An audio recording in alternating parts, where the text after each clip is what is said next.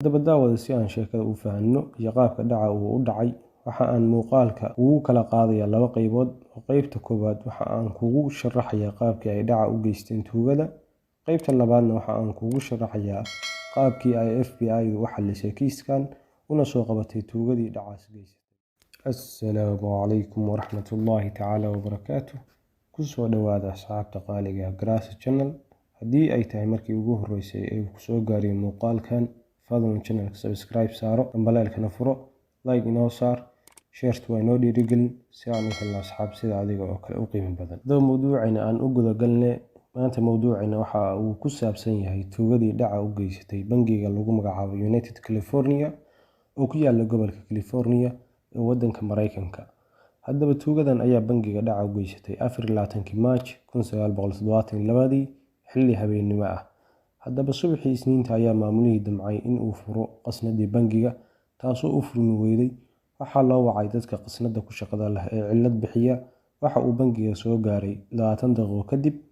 Waxa uu tijaabiyey in la jabsaday in kale qasnada, laakiin ma ahayn mid la jabsaday oo caadi ayay ahayd. Laakiin markii la damco in la furo ma aysan furmayn. Waxaa la raadiyey xal kale oo lagu geli karo qasnada. Ninkii waxa uu damcay inuu ka soo galo saqafka kore oo ku beegan qolkii qasnadu taalay.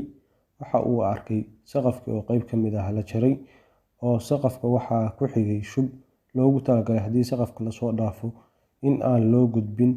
Waxa uu arkay shubkii oo la qarxiyey iyo meeshii oo isku basbeeshay.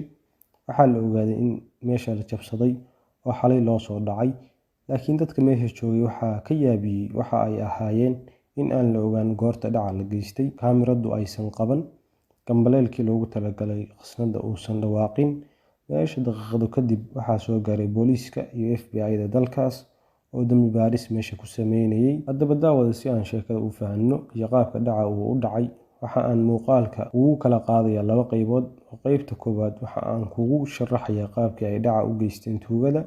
Qaybta labaadna waxa aan kugu sharaxayaa qaabkii ay FBI u xallisay kiiskan una soo qabatay tuugadii dhacaas geysatay. Haddaba qaybta koowaad aan ku horreynee, tuugadan ayaa ah xirfadlayaal cajiib ku ah shaqadaas ay qabanayeen ee dhaca ah, aadna uga taxadaray in aan wax raac ah laga helin gadaashood.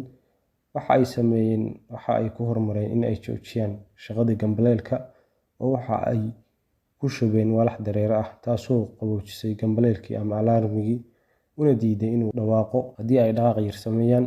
Kadib waxay adeegsadeen jaranjar iyaga oo raba in ay gaaraan bangiga korkiisa. Markii ay gaareen waxa ay sakafeero ku jareen saqafkii kore ee bangiga oo ahaa meeshii ay qasnadii bangiga taalay, kaasoo ka samaysnaa alwaax. Kadib markii ay bangiga gudaha u soo galeen, waxaa ka xigay in ay qasnada gudaha u galaan shub, taasna waxa ay u adeegsadeen walxaha qarxa oo aysan cidna maqal, taasoo dadkii aad uga yaabisay. Kadib markii ay gudaha u galeen qasnadii, waxa ay jabsadeen sanduuqyada ay dadku wax ku kaydsadaan sida dahabka, lacagaha kaashka ah iyo subarloogooyinka dhulka ee loo yaqaan safe deposit box. oo waxa ay jabsadeen 450 sanduuq wax kor u dhaafaya, oo waxa ay ku jabsadeen dube. Waxa ayna qaateen lacago gaaraya 9 milyan oo doolarka Mareykanka ah. Maanta aan joognana qiimo ahaan noqon lahayd 56 milyan oo doolarka Mareykanka ah kaash ahaan. Sidoo kale waxa ay dismiss ku jabiyeen qasnada albaabkeeda dambe si aan horey looga soo furin qasnada, oo waxa ay ka baxeen meeshii ay ka soo galeen iyadoo aysan cidna dareemin wax caddayn ah ama raadna kamaysan tagin. Tuugadan waxa koowaad ee saaciday waxaa ka mid ahaa tiknoolajiyadda oo sida ay maanta u horumarsan tahay aanan xilligaas u horumarsanayn. Hadda si fiican ayaan u garanay qaabkii ay dhaca u geysteen tuugadaas, bal aan u guda galno qaabkii ay FBI-da dalkaas, khaasatan dambibaarayaashii kiiskaas gacanta ku hayay, ay u xalliyeen. Haddaba markii ay soo gaareen dambibaarayaashii bangiga oo ay baaritaan ku sameeyeen, waxaa la waayay wax caddayn ah ama meel ay gacmahooda saareen si looga tixraaco, taasoo wareer ku riday dambibaarayaashii. Laakiin taas ugama harin. Kow waxa ay xaqiijiyeen oo bilaabeen in ay tiriyaan lacagta saxda ah ee bangiga ka maqnayd. Markii ay ogaadeen lacagtii bangiga ka maqnayd oo dhammayd 9 milyan, tallaabadii labaad waxa ay ka dhigeen in ay magaalada ka raadiyaan wax bal iibsaday waxyaalaha qarxa iyo qalabkii kale ay tuugadu u isticmaaleen dhaca bangiga. Iyadana waa ay ka waayeen wax caddaynaya in qalab noocaas ah aan magaalada laga iibsan, taasoo mar kale xaaladii kusii adkaysay dambibaarayaashii. Balse markaan waxa ay isku dayeen in ay dib u raacaan dadkii lagu soo eedeeyay in ay geysteen falal dhac bangi ah ama la xiriira dhac hanti faylashoodii, iyaga oo ogaanaya bal maalmihii ugu dambeeyay iyo magaalooyinka ay ku kala sugnaayeen, taasoo ay dambiilayaasha ku qaadatay saacado in ay raggaas faylashooda dib u baaraan. Sababta keentay in ay dambiilayaasha waqti badan ku qaadato ayaa ahayd iyada oo aan xilligaas kombiyuutar casri ah uusan jirin oo ay waraaqo baaritaanka ku sameynayeen. Haddaba baaritaan dheer oo waqti dheer qaatay, waxa ay heleen 5 nin oo ka mid ahaa raggii laga shakiyay oo 9 maalmood ka hor inta aan dhaca bangiga loo geysan yimid magaalada California ama usoo safray magaalada California. 5 nin ayaa lagu kala magacaabay Emil Densio, Charles Milligan, Phil Christopher, Charles Bruckle iyo Harry Barber, halka ninka lixaad oo lagu magacaabo James Densio uu yimid magaalada maalintii dhaca maalinkii ka horreeyay. Haddaba raggan laga shakiyay ayaa xogtoodii hore dib loo fiiriyay. Waxaa soo baxday in ay qaarkood xabsi soo mareen, halka qaar kalena ay ka tirsanaayeen kooxo gaangis ah, halka kuwa soo hareen ay qaraabo la ahaayeen raggaas aynu soo sheegnay. Haddaba ninka maskaxda ka dambeeyay waxa uu ahaa Emil Densio, halka ninka ku takhasusay qaabka gambaleelka loo damiyo ama alarmiga uu ahaa Phil Christopher. Sidoo kale qaabka wax loo qarxiyo iyo qalabka wax lagu dhacaba waxaa xirfadeeda lahaa James Densio. Haddaba 7 baaritaan iyo dabagal lagu waday iyo meelaha ay tagaanba waxaa ku soo darsamay 6 nin ee hore looga shakisanaa nin 7aad oo lagu magacaabo Ronald Barber. Haddaba markii ay dambiilayaashii xoogaa xog ah ay heleen balse aysan weli caddayn ku filan aysan helin, waxa ay bilaabeen in ay raggii qaar ka mid ah guryahoodii ku soo wareystaan, iyaga oo dhan kalena baaraya, taasoo ay nimankii nin ka mid ah gurigiisa gaari dhex yaalay ay ka dhexeen qalabkii dhaca lagu geystay oo dhan,